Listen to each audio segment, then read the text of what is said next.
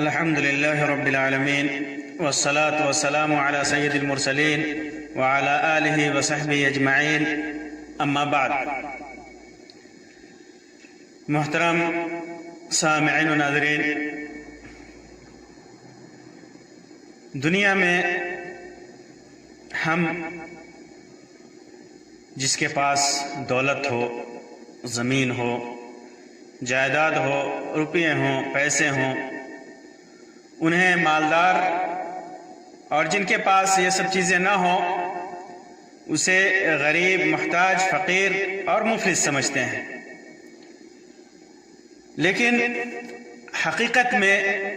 مفلس کون ہے؟ آج کی اس مجلس میں اس سلسلے میں اللہ کے رسول صلی اللہ علیہ وسلم کی ایک حدیث اور اس کا مفہوم آپ کے سامنے رکھوں گا، جس سے پتہ چلے گا کہ انسان چاہے جتنی دولت کما لے، اس کے پاس جتنا روپیہ پیسہ، جتنی زمین و جائیداد ہو، لیکن حقیقت میں وہ مفلس کب ہوتا ہے؟ دولت ہونے کے باوجود آدمی کو کہا جائے کہ یہ مفلس ہے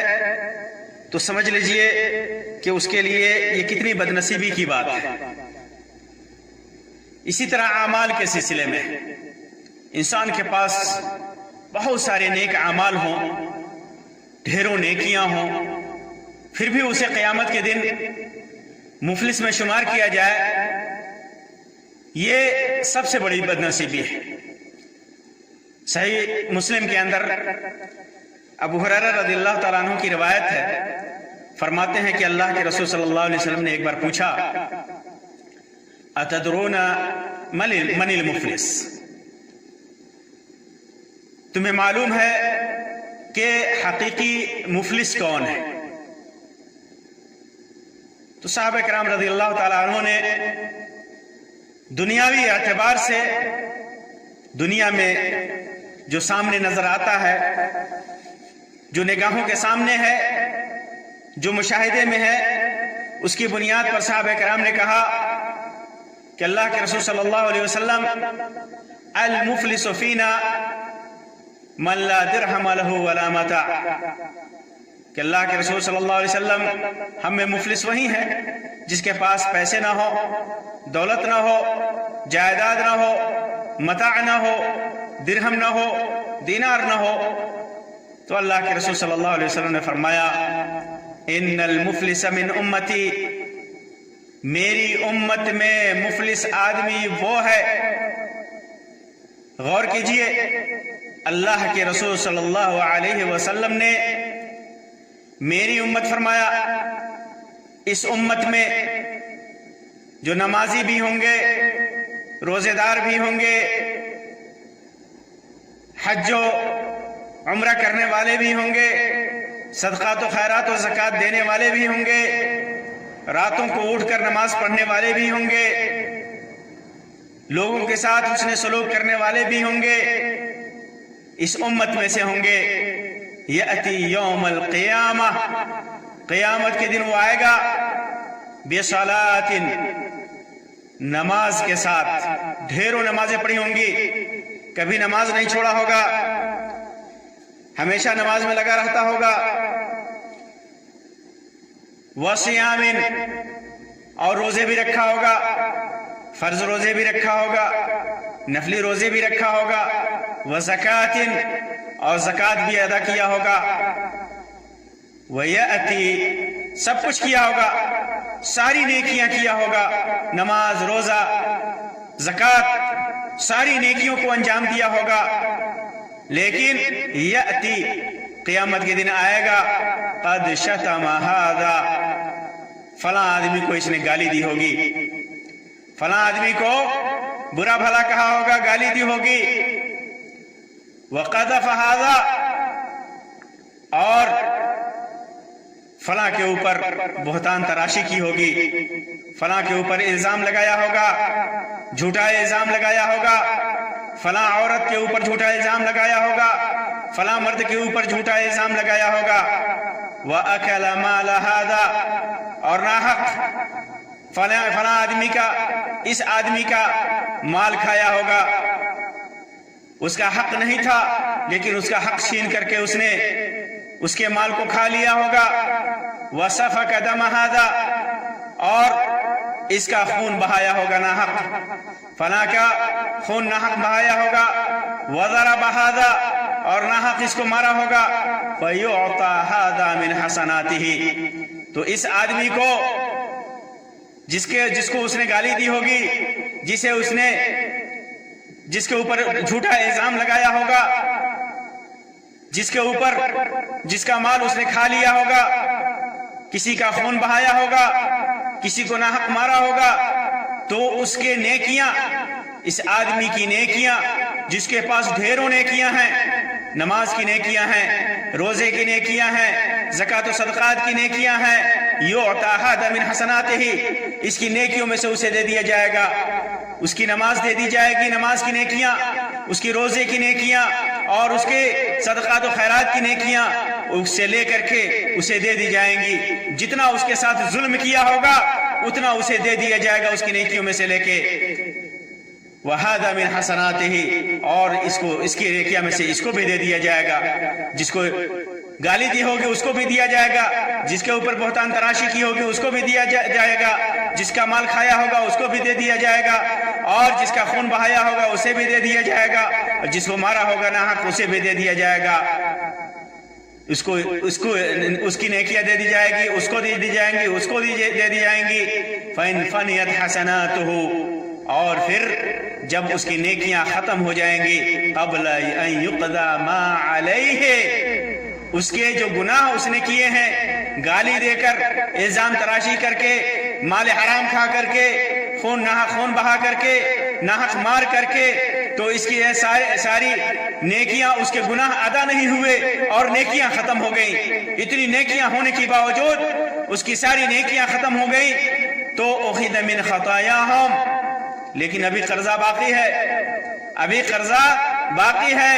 ابھی حق ادا نہیں ہوا ہے، تو أُخِذَ مِنْ خَطَايَاهُمْ، ان کی غلطیاں جو ان لوگوں نے گناہ کیا ہوگا، جس کو اس نے گالی دیا ہوگا، جس کا خون بہایا ہوگا، جس کو برا بھلا کہا ہوگا، جس کے اوپر الزام لگایا ہوگا، جسے ناحق مارا ہوگا، تو ان کے گناہوں میں سے لے کر کے فَطُرِحَتْ عَلَيْهِ، اس کے اوپر وہ گناہ ڈال دیے جائیں گے، ثُمَّ طُرِحَ فِي النَّارِ، نیکیاں بھی نہیں بچیں اور اوپر سے گناہ کا بوجھ بھی آ گیا، طُرِحَ فِي النَّارِ، تو وہ جہنم میں ڈال دیا جائے گا۔ تصور کیجئے کہ بے شمار نیکیاں ہیں، نماز، روزہ، زکوٰۃ، حج، بے شمار نیکیاں ہیں، لیکن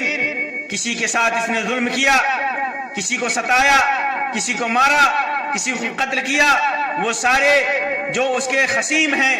سارے جو اس کے مطالبے والے ہیں، جو اس سے اپنا مطالبہ کرتے ہیں، چاروں طرف سے کھڑے ہیں، وہ اس کا ہاتھ پکڑ رہا ہے، فلاں اس کی گردن پکڑ رہا ہے، سب اللہ تبارک و تعالیٰ سے کہہ رہا ہے کہ اس نے میرے اوپر یہ ظلم کیا، ناحق گالی دی، ناحق مارا، ناحق قتل کیا، الزام تراشی کی، اور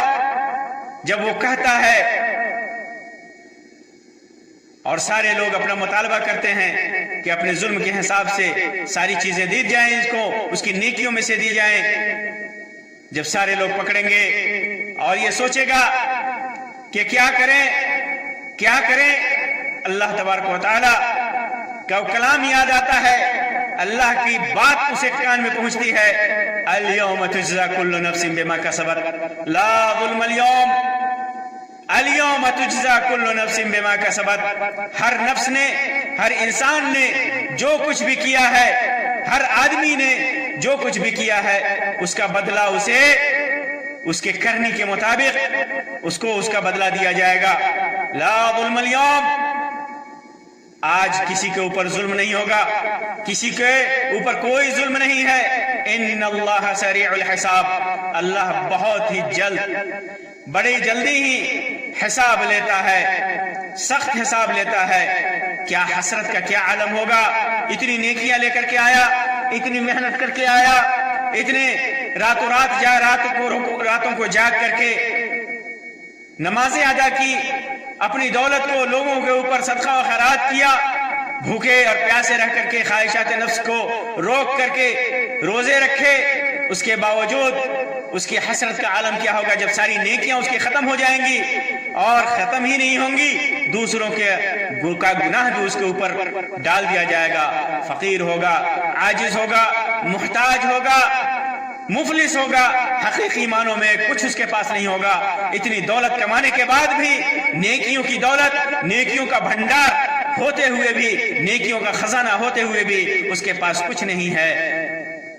عذر پیش کرنا چاہے گا، معذرت کرنی چاہے گی، لیکن کافروں کی طرح اللہ تبارک و تعالیٰ اس سے بھی کہے گا لا تعتذروا اليوم، آج کے دن عذر مت پیش کرو، تمہارا عذر قبول نہیں کیا جائے گا، کوئی معذرت قبول نہیں کی جائے گی۔ انما تجزون ما کنتم تعملون،